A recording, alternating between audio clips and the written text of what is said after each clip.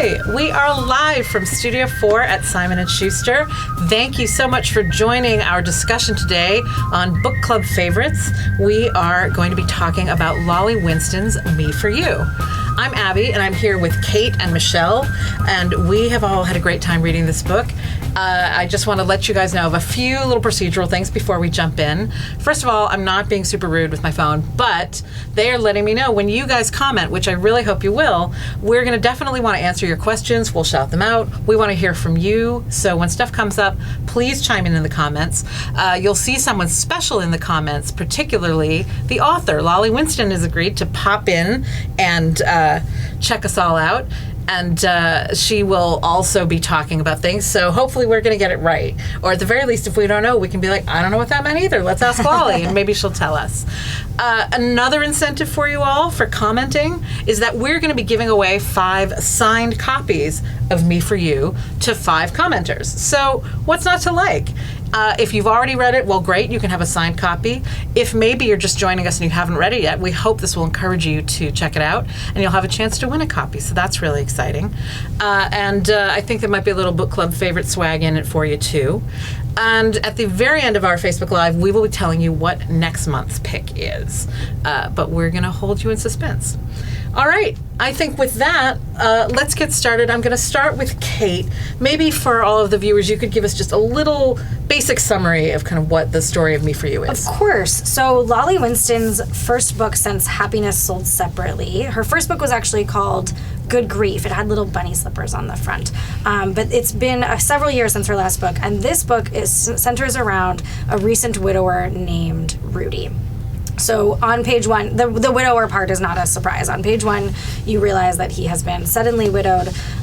His beloved wife has passed away quite suddenly, and he is left somewhat adrift. And he works as a piano player at the Nordstrom's department store. And he crosses paths with a young woman named Sasha who works in the watch department.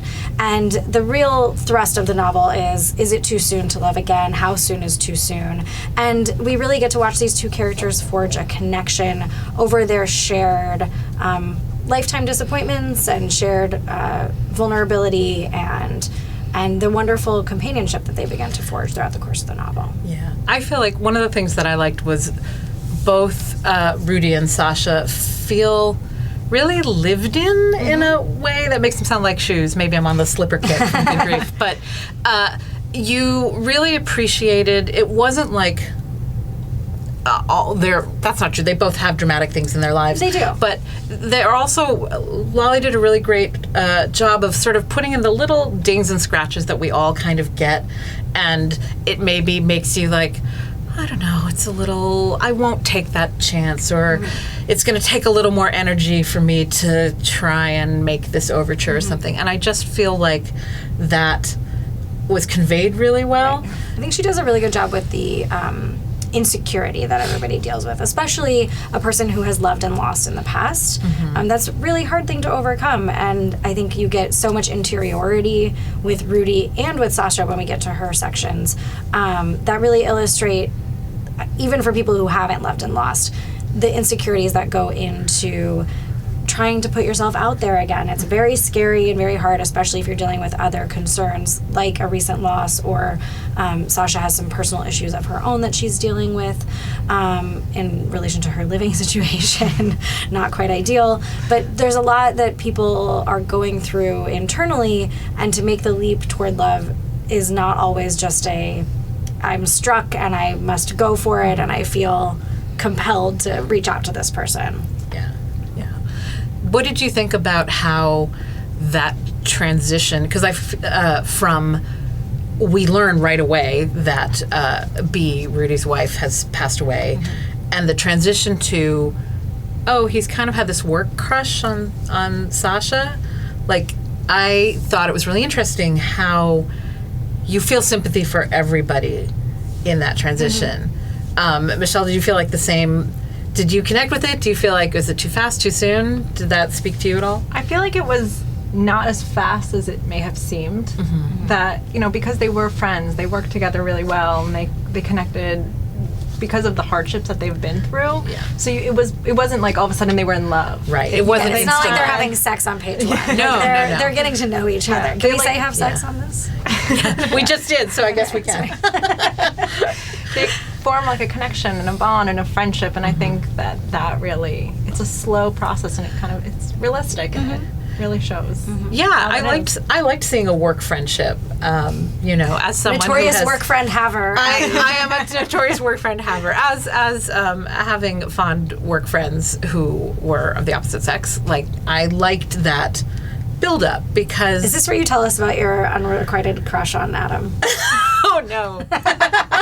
Now we find out if my husband watches the book club favorites. This just got a little real. Let's bring it back to the text, but but I did really like that because, as you say, there's an underpinning of friendship, and I think it allows the reader to see just those little quirks of personality that Yeah. Rudy and Sasha both have that let you kind of get to know them. Yeah. What did you think of the Nordstrom setting? Oh my as gosh, part that of was my this? favorite part. So I'm from California, and we have Nordstrom there, and you have it all. We have it all over the place, but where we don't have it is New York, where we all live. So I don't get to go there very often, and it's such a calm, happy, upscale. Like it's kind of high end, but not forbidding. Do you? I mean, you've been to Nordstrom, right? Yeah. I just love it. It smells good. There's the piano. I love that he's a piano player. I actually pictured him kind of as like a Steve Martin type Yes. figure. Did you also? Yeah, I kept feeling sort of shop girly that way. And, Sherry out there saying that she can't wait to read it. And I'm glad good. we're making it sound good already. And she says a lot of her friends have gone through similar things. Yeah. So, yeah, I think this could be really positive that way. And it's almost like just as the Nordstrom feels like a sort of place that's safe and It does. welcoming, like this is sort of a safe, welcoming, gentle book that deals with real issues, but Right. But it's not in your face. you It's don't not feel like aggressive. scary. I'm so exhausted from weeping with Right. this. You know, Yeah, it's right. really It's like happy, sad. You're it cradled. is happy You're sad. cradled in the real life Exactly. experience. And I think that a lot of readers will be able to relate to both Rudy and Sasha's fears of investing in a new relationship and excitement too. I think a lot of people finding love later in their lives find that there's a lot of new and interesting experiences to be had with a new partner that it may not feel like when you've gone through a loss. Absolutely. I'm feeling super smart right now because Dana says she loves our book club. Thank you, Dana. And Lana, or maybe Ayana, I'm not sure which of those lovely names is I'm reading right, but she agrees. So yay. Look, we're doing so well, you guys.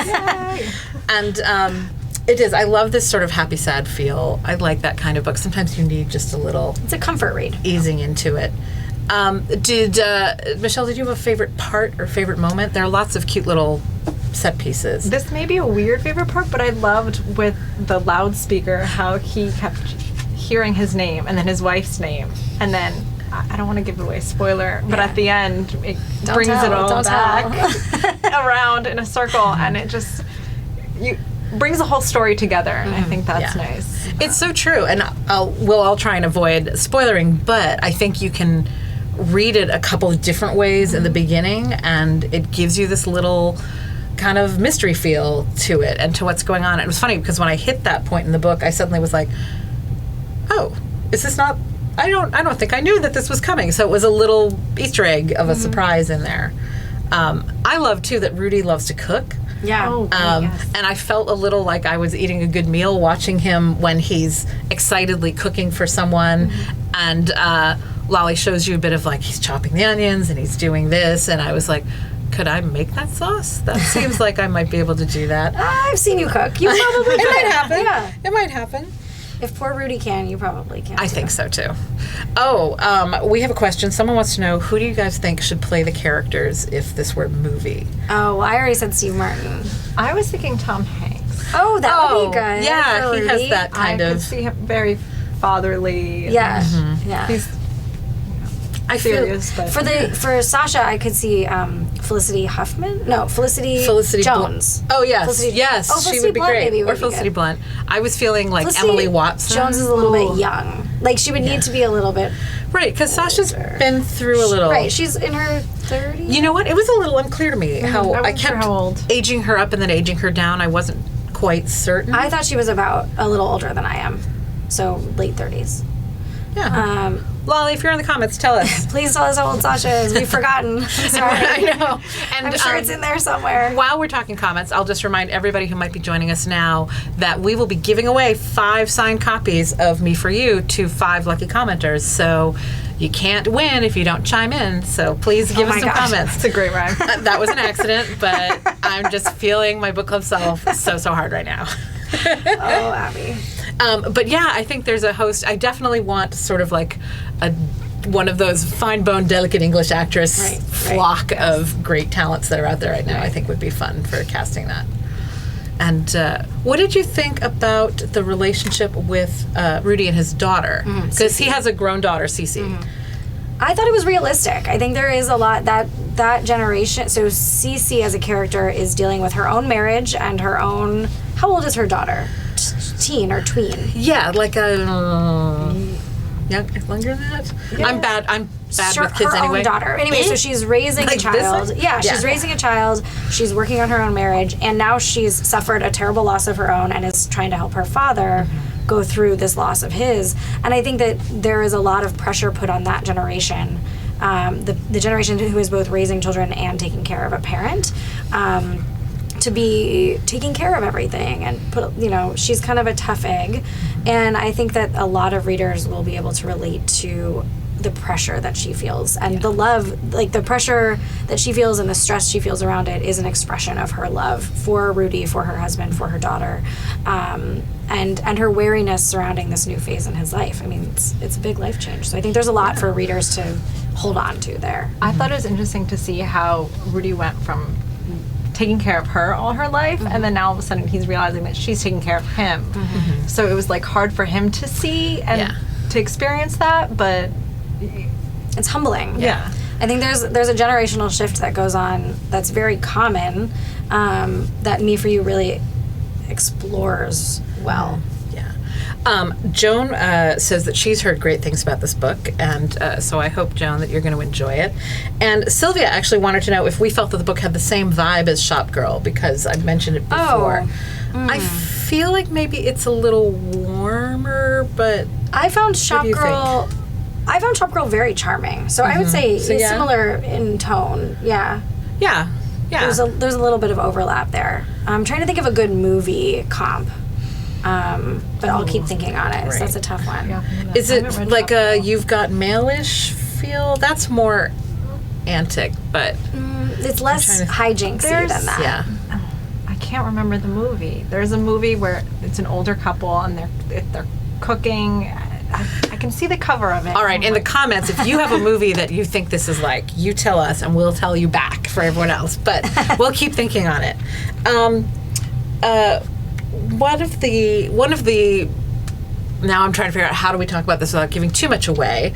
But Rudy has some challenges in dealing with, getting over this experience. And one of the things that happens is he has to deal with some depression. Like, I don't think that's giving too much away. Yeah. And I won't go into tons of details, but I was sort of surprised and engaged by the way that Lolly showed us this. Right. And again, I think it was a lot of, you think of it's a book about grieving, which makes it sound heavy and dark and It's not constant really stress. Yeah. And it's not. I think this was very much more real life, real world.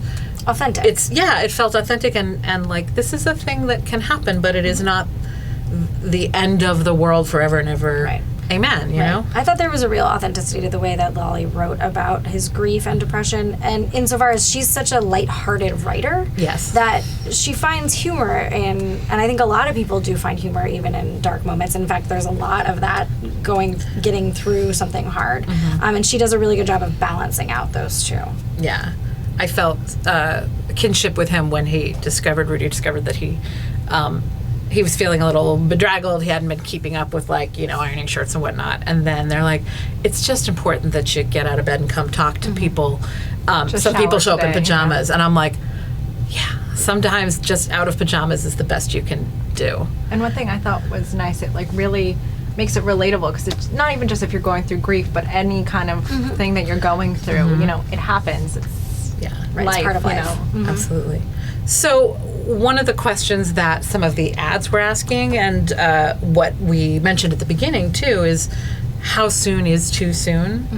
Do you have an opinion after reading this book? Did it change anything? Does No. this feel like it was? Well, I don't know about Do you change. have an I don't know answer? that I would have had an answer before, but now I feel like the answer for me is the right pace is the pace that you want to go at.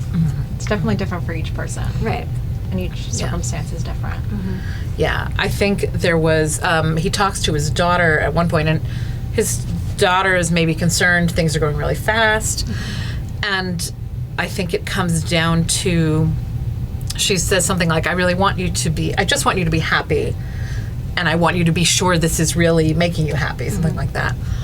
Excuse me. So I think it's like you're saying, it's not about the minutes or the hours, the weeks. It's about, Where you are. have in you the checked grieving in with yourself in a real way, and and if you are, then great, because sometimes it just happens when it happens, right? Yeah, yeah. And I think that goes back to that authenticity. It's not as though these people are throwing themselves into something recklessly. They are proceeding with caution, and they are being tender and gentle with each other and with themselves. And so I think that the book both poses the question and answers it. It's funny, if any of you tuned in for last month's book club favorites, in some ways the books where we talked about Every Note Played by Lisa Genova, in some ways the books are very, very, very different. But they have a lot of actual similar elements. And one of them was that the protagonists loved music and played the piano. And Rudy's piano playing was kind of a charming element. He's the Nordstrom piano player, which is great, but that's not where he got his start. And I think that there was a bittersweet quality to that. He was a composer and a concert pianist who had been laid off, and this was going to be his part-time job. And it's become life at Nordstrom's now. But are there what did you think of how music and Rudy's connection to music wound up in the book, or did that speak to you? You can go ahead. I think it helped him a lot, because it was, just going to work, and, something about music and the rhythmicness, it just made sense to me that, that's, follow the notes, and you just, I don't know much about music, so I'm completely wrong. But you follow the notes, and you just taking it day by day, and then just with the rhythm of life and the ups and downs, and it just kind of paralleled the story really well. Especially, I really loved how the reveal of where the title comes from. When I got to that portion of the book, that I'm not going to give it away, Right. But that really spoke to me, because I thought that was a really beautiful way of linking kind of what's on the exterior of the book to what's on the interior of the book. And that scene involves music, and it's really quite heartfelt about how the many different ways in which people can communicate with each other. Not all communication is verbal. There are many different ways to connect and to share something of yourself with another person. So I thought that was really a sweet scene. That ties in maybe a little bit to an audience question we got, where someone is asking a couple of big questions that are good questions. Someone is asking, what's the difference between being alone and being lonely, which they do talk about in the book. And we were talking about before when we're like, oh, the best thing about sometimes being a grown-up, and maybe especially in New York or whatever city you're in, is not having to go places and be with people. But this really plays off of both of those. And the other question was asking, how do you think this book shows the reaction to changes in support systems? And I feel like that harks back a little bit to when we were talking about Cece and her dad, and Michelle was saying about having to change roles that way. But how I feel that it's a big part maybe of getting through the grieving process and kind of realizing a new role for yourself, where like you're saying, Rudy is like, I was the caretaker for Cece, but also he talks about sort of how B was his caretaker, and suddenly he's like, what do I do. Well, there's such a huge shift in identity when you go from being a married person to being a widow or a widower. That's a huge shift in how you go about your days and in how you go about your social life and, like you said, your support system. So I think that there's a lot of identity questions that are laid out really interestingly in the book. Holly actually has a really good question. She wants to know how close to home this book will hit for those actually suffering from depression or grieving a loss like that.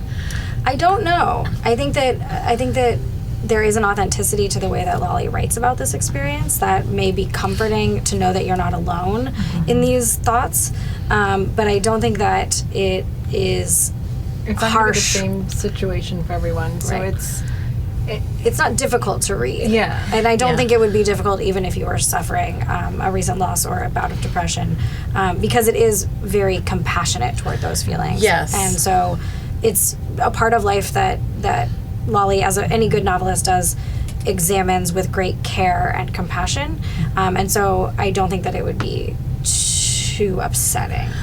I'm inclined to agree. I think, in a way, the musicality that kind of infuses the book with talking about this, it did feel like a kind of gentle stroll of a book in some ways, even though it's got some difficult topics. And of course, someone who's living it right now will probably feel some elements maybe more deeply than if you're just reading it to enjoy the story. But compassionate is a really great way, I think, to describe this book. Lolly is showing such compassion to all the main characters and to the experience and to the days when you're like, I'm just not getting out of bed. It's just not happening today. Right. So in that way, I would hope maybe it could help someone who's maybe struggling with depression and wanting to see a little validation for you can only do what you can do.